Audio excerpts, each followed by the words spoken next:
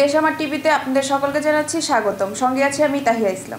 মুন্সিগঞ্জে অনির্বাণ যুগ্ম সংঘের আয়োজনে ঘরোয়া ফুটবল টুর্নামেন্টের ফাইনাল অনুষ্ঠিত।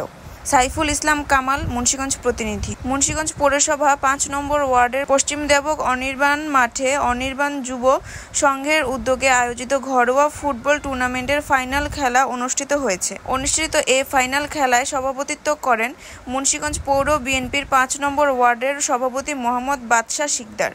প্রধান অতিথি হিসেবে ছিলেন মুন্সিগঞ্জ জেলা বিএনপির আহ্বায়ক কমিটির সদস্য সচিব ও সদর থানার বিএনপির সভাপতি মোহাম্মদ মহিউদ্দিন আহমেদ। উদ্যোগ হিসেবে উপস্থিত ছিলেন বাংলাদেশ জাতীয়তাবাদী দল বিএনপি এর জাতীয় নির্বাহী কমিটির সদস্য রহিমা শিকদার। বিশেষ অতিথি ছিলেন শহর বিএনপির আহ্বায়ক ও সাবেক পৌর মেয়র এ.কে.এম. ইরাদত মানু, জেলা বিএনপির সাবেক সদস্য গোলজার হোসেন, কাজী আবু সুফিয়ান বিপ্লব, সদর থানা বিএনপির সাধারণ সম্পাদক সাইদুর রহমান ফকির, ৫ নম্বর ওয়ার্ড বিএনপির সাধারণ সম্পাদক ইয়ানুস শেখ ইনু, জেলা যুবদলের সদস্য সচিব মোহাম্মদ মাসুদ রানা, অনির্বাণ যুব সংঘের সভাপতি আব্দুল হান্নান, পৌর বিএনপির ১ নম্বর ওয়ার্ডের সভাপতি মোফাজ্জল হোসেন আলী এবং ৪ নম্বর ওয়ার্ড বিএনপির সভাপতি মোহাম্মদ তপন প্রমুখ। ফাইনাল খেলায় অংশ নেয় ড্রাগন স্পোর্টিং ক্লাব ও পদ্মা স্পোর্টিং ক্লাব।